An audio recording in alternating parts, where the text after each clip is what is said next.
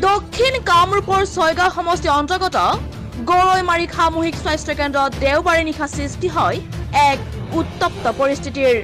উল্লেখ্য যে জোৰ শিমুলী আৰক্ষী চকী এলেকাধীন হাতীখোলা গাঁৱৰ মুবাৰক হুছেইনৰ পত্নী নুৰভানু আখতাৰৰ প্ৰসৱ বেদনাৰ ফলত দেওবাৰে পৰিয়ালৰ লোকে গৰৈমাৰী সামূহিক স্বাস্থ্য কেন্দ্ৰত ভৰ্তি কৰে।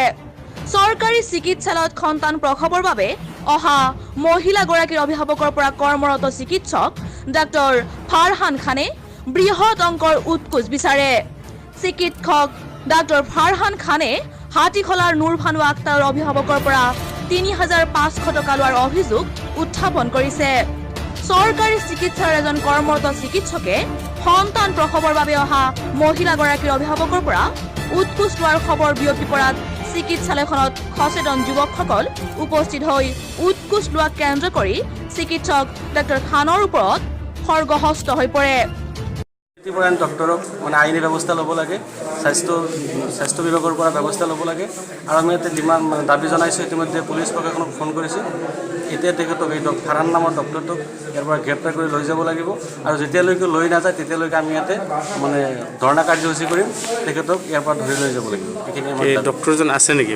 ডক্টৰজন অলপ সময়ত আগিছিল, অলপ সময় আগতে ইয়াতে আছিল। তেখেতে কৈছে মই পেচেণ্ট চাম, গতিকে পেচেণ্ট চাব লাগিব। এইখিনি কৈ ইয়াৰ পৰা মানে ইফালে গৈছে, পেচেণ্টৰ ৰুমত গৈছে, তাৰ পৰা আৰু ডক্টৰজনক বিচাৰি পোৱা নাই।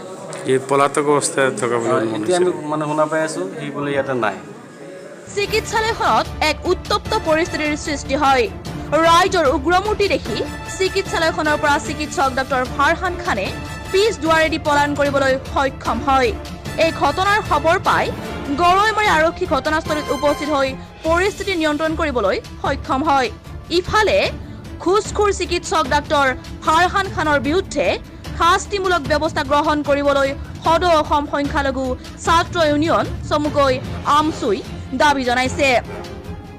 স্বাস্থ্যমন্ত্ৰী ডাঙৰীয়া, এই দুৰ্নীতিগ্ৰস্ত তথা ঘুষখোৰ চিকিৎসক ডাক্তৰ ফাৰহান খানৰ বিৰুদ্ধে শাস্তিমূলক ব্যৱস্থা গ্ৰহণ কৰিবলৈ সক্ষম হ'বনে, সেয়া সময়তহে লক্ষণীয় হ'ব। নুৰভানু নামৰ এজন পেচেণ্ট আনিছোঁ। আনাৰ পিছত অন ডিউটিত আছিল আপোনাৰ ফাৰহান খান ডক্টৰ। ডক্টৰে মানে পেচেণ্টটো চাই আমাক ৰুমৰ ভিতৰত লৈ গ'ল। লৈ যোৱাৰ পিছত ক'লে যে ৰোগীটো ক্ৰিটিকেল আছে, গতিকে এটা কাম কৰক, আপোনালোকে টকা দিব লাগিব। টকা কিমান দিব লাগিব? ৫,০০০ টকা দিব লাগিব। আমি কৈছোঁ না, আমি ইমান টকাটো দিব নোৱাৰোঁ। তাৰপিছত আমাৰ লগত অলপ দুৰ্ব্যৱহাৰ কৰিলে। দুৰ্ব্যৱহাৰ কৰাৰ পিছত কৈছে নাই, টকা নিদিলে আমি পেচেণ্টটো নাচাওঁ। তাৰপিছত আমি ১,০০০ টকা দিলোঁ। ১,০০০ টকা দিয়াৰ পিছত তাৰ হেৰি কৰিলে, মোক অলপ বেয়াকৈ ক'লে যে ১,০০০ টকা, আজিকালি ১,০০০ টকাত কিবা হেৰি আছে নেকি? ১,০০০ টকা লোৱাৰ পিছত অলপ মানে ট্ৰিটমেণ্ট কৰিলে। ট্ৰিটমেণ্ট কৰাৰ পিছত আপোনাৰ বাচ্চা হ'ল।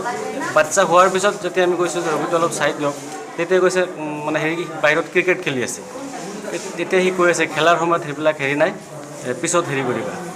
তাৰপিছত মই ভাবিলোঁ যে কথাটো কেনেকুৱা হ'ল। তাৰপিছত আকৌ ৰুমত মাতি লৈ গ'ল। যেতিয়া আমি ৰিকুৱেষ্ট কৰিলোঁ টকা লাগিব, টকা কিমান লাগিব? ৩,০০০ টকা লাগিব। আমি উপায়বিহীন হৈ আকৌ ২৫০০ টকা দিলোঁ। ১,০০০ৰ পিছত ১,০০০ৰ পিছত আকৌ ২৫০০ টকা দিয়া হ'ল। ২৫০০ টকা দিয়াৰ পিছত তাৰপিছত হেৰি আমাৰ এই পেচেণ্টৰ ওচৰত অহা নাই। আৰু এইখিনি কথা যেতিয়া মানে অলপ জানাজানি হৈ গ'ল, চবেই গম পালে টকা।